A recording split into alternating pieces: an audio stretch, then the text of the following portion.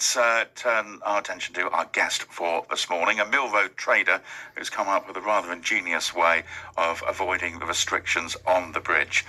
John Ball is using a horse and cart to make deliveries for his carpet shop and is come in to see us this morning. Morning, John. Good morning, Julian. Thank you very much for inviting us on your show this morning. No, you're very welcome indeed. I'm somewhat disappointed that we couldn't really work out a way that you could bring the horse as well. Well, I was going to come down on the horse, but unfortunately there's nowhere for to tie her up, so I know. I had to come down on my cycle. I know. Maybe if it's a shame that Hugh's not open with the cycle shop next door this morning. We could have maybe asked him to look after it. I'd have been late if I had to drive. It took me an hour to get here. It's always the case, and it's interesting. Listeners will know I've recently moved house from effectively living in the next street to in a village about 20 minutes out.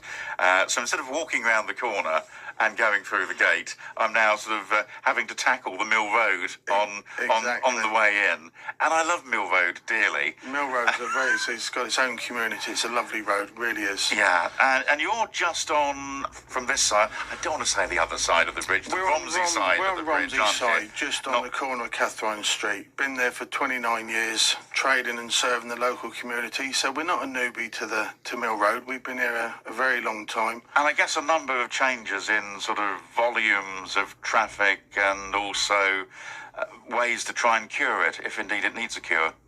Well, personally, I don't think it needs a cure. Mill Road Bridge has been going for absolute years. It's the main high street into Cambridge, Mill Road. There was an old saying, if you couldn't get it down Mill Road, you couldn't get it anywhere.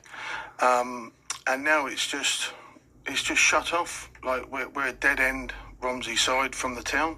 And it's absolutely devastating. Like for me to do a journey to Tennyson Road, to do an estimate for a lady, to go all around where we've got to go to get there, can take me an hour and 20 minutes, hour and 30 minutes. I guess for a shop like yours, it's kind of both directions, if you like. On the one hand, it's people coming in, although obviously people can walk, people can cycle if they choose so, but it's a little bit more difficult if you're coming in a car. And then, of course, as you mentioned, if you're going out and about, if somebody rings you up and says, I need a new carpet for my living room, can you come and measure up for me? You've got to work out the best way to get to them. This is the thing, is when we come to the shop, I've got a team of fitters that goes out all over the town all day, doing 3 or 4 jobs, and then we've got estimates to do. So we're actually around the town all day. We're not just sat in the shop, come to work at 8 o'clock and sit there and go home at 4.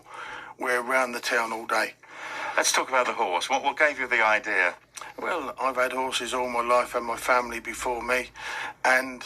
So pretty much in the blood? Yeah, it's in the blood, and his horses, he's got more rights on the road than any car or vehicle. Like even emergency vehicles, he's got to turn their sirens off when they come up to a horse.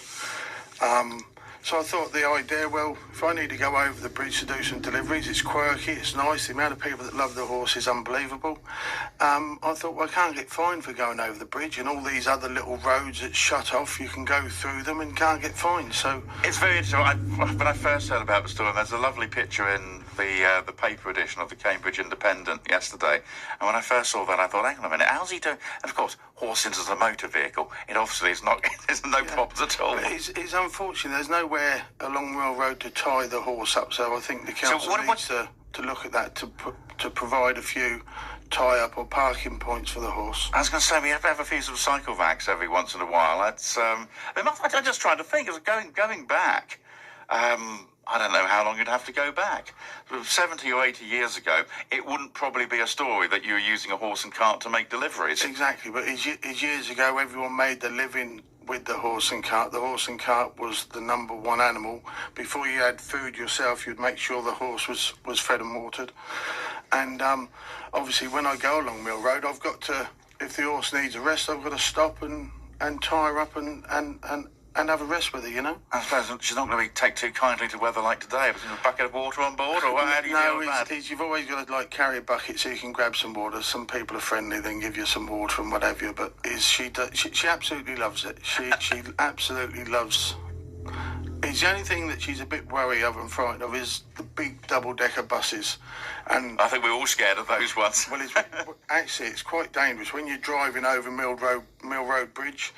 People think it's dangerous for cyclists, but when you're over there with a horse and cart and a big double-decker bus coming, passing another cycle that's going over the double yellow lines, it's quite daunting for the horse. And it's quite steep as well, so I guess you've got a couple of carpets or something in the back. It's a bit of a challenge to get up. It's a bit of a challenge, or if you've got some pattern books on there or whatever. So yeah, is the double-decker buses is causing a bit of a problem to her.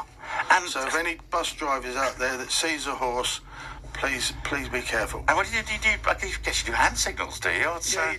You do hand signals, and like is the more that you drive her, she actually knows the route. Like she knows the way home, so to speak. Yeah. You can let the reins go, and she will actually drive herself home. She'll do it. She'll know. I guess certainly the going home bit, because there'll be like things they'll be familiar with. Maybe exactly. Oh, I'm going here today. It's and how far out have you been with it so far? I've been all up and down like Cambridge and Chesterton, over to Grantchester. She can do 10, 15 miles a day. There's no problem at all. So this isn't just a publicity stunt, which is a concept that worked very well indeed. This is something which you're going to continue doing, is it? This is something I'm going to continue doing, and obviously I'll have to get... We've got another horse as well, so there'll be two horses. There's one's called Sybil, which her birthday was on the 4th of June, my dad's birthday. She was 2. And then we've got Olive. So yeah, obviously we'll be giving the horses rests as well. So we are planning on doing the delivery and an estimate service locally with the horses. I guess if you go a bit further out, or if maybe it's a large order, then you are going to have to use a van, aren't you? Yeah, still? Obviously, if it's too far out, you can't drive over to Royston with the horse or whatever. But it's like local. It's mainly to avoid the fine on the bridge, or because if we're going to go to Tennyson Road in the van, it can take us an hour and 30 minutes. I was going to say, it's the time-saving element of being able to go a particular route, isn't it? Exactly. Yeah. But unfortunately, you've got to stop sometimes, and wherever she stops, she's going to have a rest. You keep the time okay. I guess you can sort of work out that she's going to want to stop so many times over a period of an hour. Doesn't it work like that?